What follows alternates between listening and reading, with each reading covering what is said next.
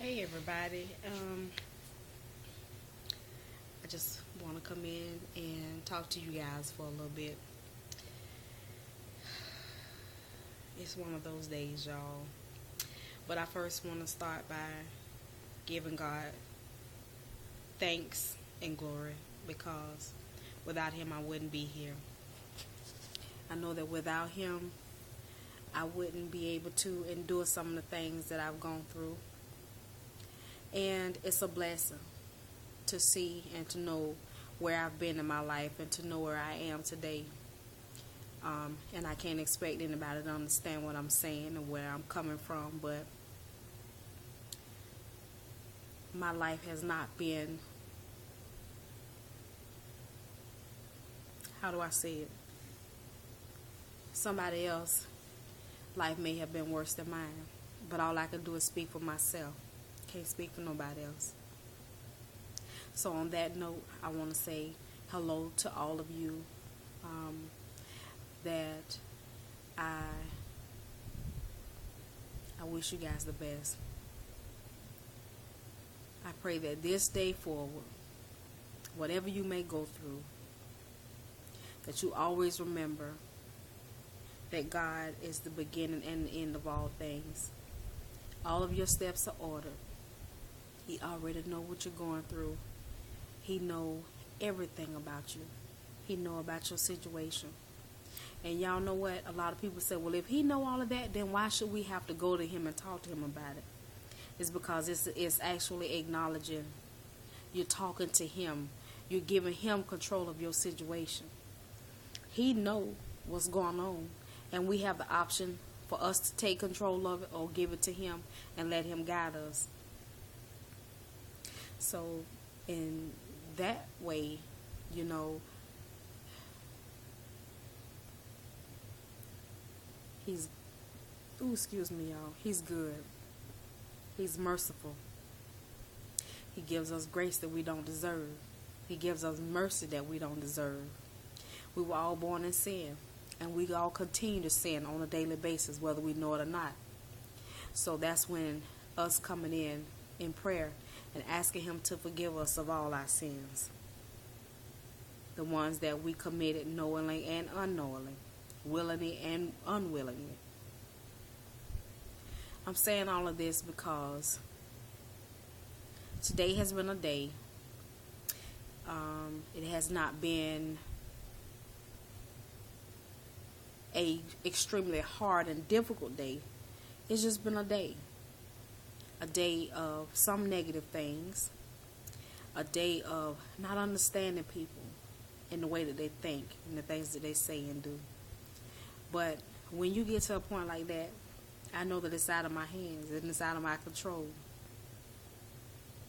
But it don't stop it from hurting. It don't stop me from wondering why. But I know that I may never find out why. And I know that I can't control it. I cannot change it. But I can pray about it to somebody who can. And that's what I have to do. All I can do is be me. I'm not perfect. But I know me. I have genuine love for people. I want to see everybody happy. I want to see everybody prosper. You know, I love seeing a smile on somebody's face. I love to, it's kind of hard to explain. You know, it's just, this world is so hard and difficult, and it's getting harder, y'all. And that's my main reason for me making these videos, is because it's going to get harder. But we as women got to stick together. Because we are the ones raising the children, even though we may have a husband or a boyfriend or a baby daddy, whatever it is. They may not have hands-on like we do. Because whether we understand it or not, as the saying goes, mama's baby, daddy's maybe. They do when they get ready. Now, I take it, there are some dads out there, some fathers, that are extremely hands-on. And that's a blessing. If you find one, hold on to him. We got so many children being raised without a father. And it's hard when you have a male figure that you're raising. And you got to try to teach him how to be a man. But you can't teach him how to be a man. All you can do is teach him how to treat a woman. Because you're a woman yourself and you know how you want to be treated. That's the same with a female. She's not going to know what kind of man to look for. Because she don't have that male role model. But all you can do as a woman is teach her the kind of man that you're looking for. The kind of man that's going to care for her. Be kind to her.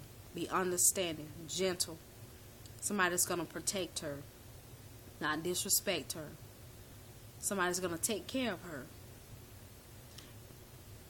In the way that he's supposed to.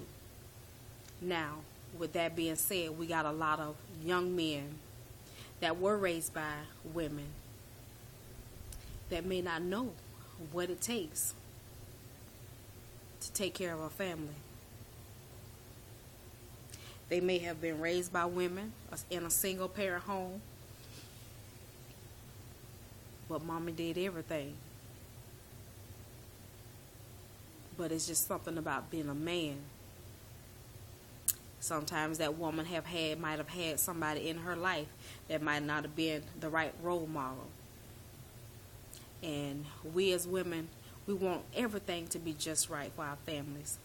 So we try and we deal and we put up with a lot of things.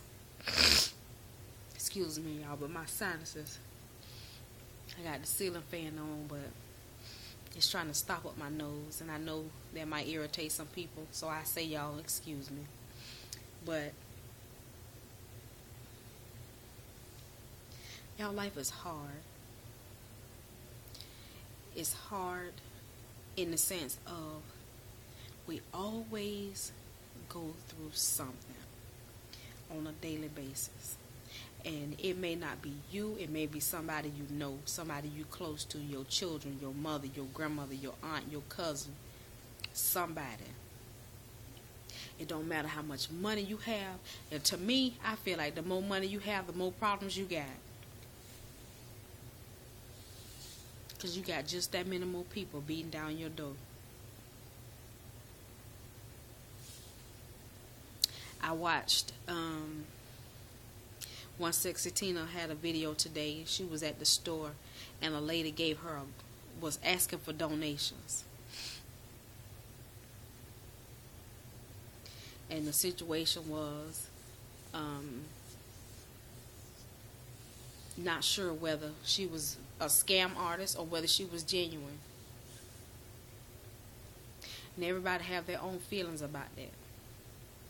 And my husband, he quick to say, you don't give to everybody that say they in need.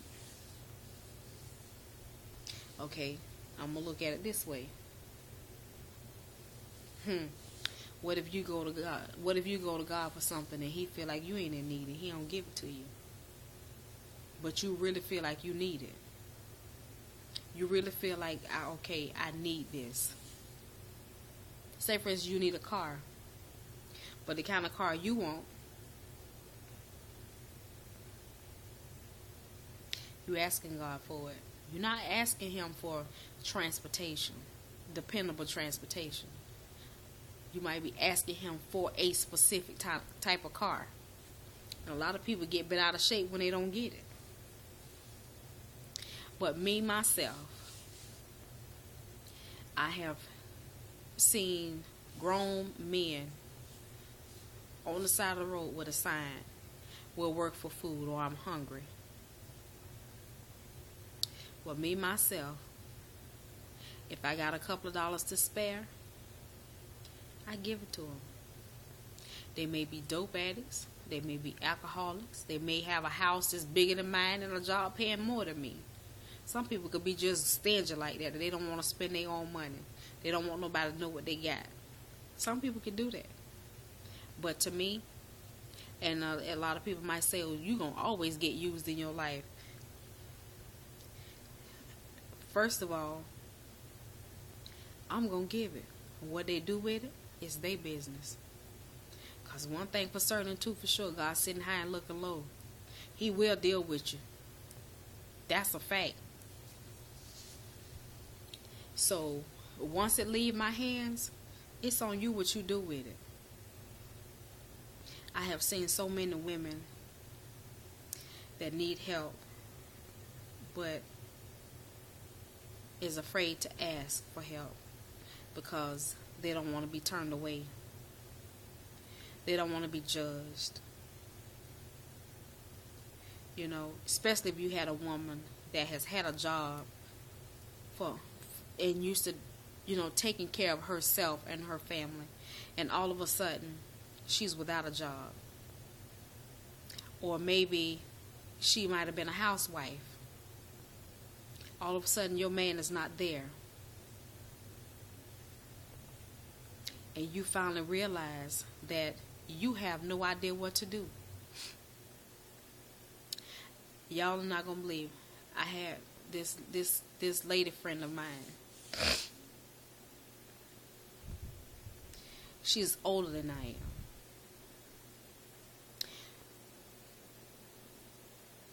Her children are grown. Now they all are grown. But at the time of this, she's married.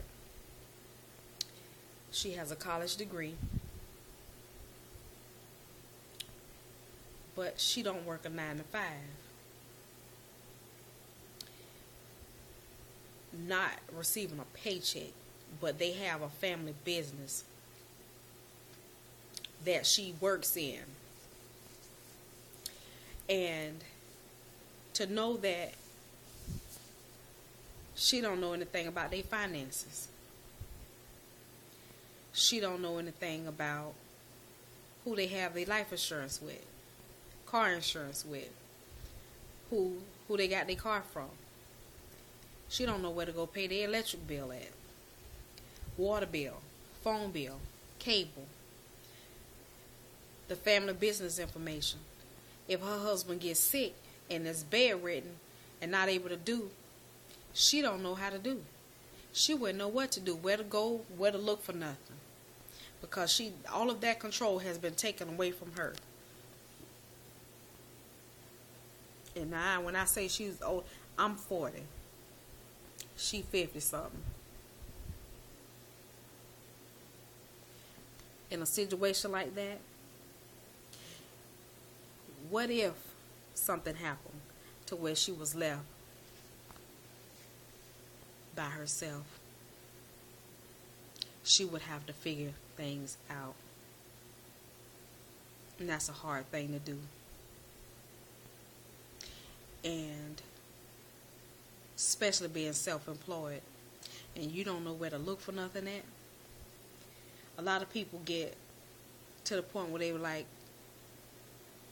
I don't want to be on no government assistance. But if you can't do no better, say for instance you've gone down there and applied, and say for instance you do have some type of income coming in, but they have income guidelines, and you make more money than what they allow for your family size, but you have more bills than money you bring home. Something is going to be lacking. So you put in a position to where you got to make a decision whether to pay your light bill or your rent or buy some groceries. So you go do what you got to do.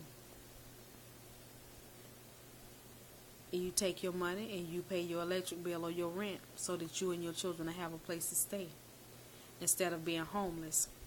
And then you try to figure the rest of it out. Those are scenarios that are really real today. I know a lot of people say you do what you got to do. But some people feel like, I don't want to have to go sell my booty. I don't want to have to go slide down a pole. And then other people be like, well, you can go get a job at McDonald's. Let me tell y'all something. I don't know about where y'all live at, but here, you got to have a high school diploma. They do credit check at McDonald's in order for you to get a job. Credit check and background check in order for you to get a job at McDonald's. They do that at Walmart to be a people greeter. That's standing at the front door saying, "Welcome to Walmart." You got to have certain kind of qualifications to work in McDonald's. All you need to know is how to wash your behind, wash your hands, and add and subtract, and smile.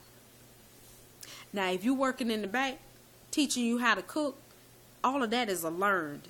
That's learned. But you got to have a credit check to work at McDonald's. Why? Hey, they ain't paying you nothing, no way. Unless you a manager, a serious manager, you done been there a hot minute. A credit check. For real though. At McDonald's. The Golden Arches.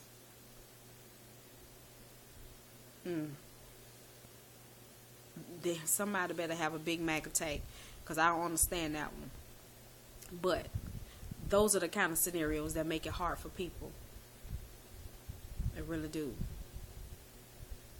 And y'all, I'm at 16 minutes. I'm gonna cut this off. I'm gonna upload this, and I'm gonna be right back with you. See you in a minute.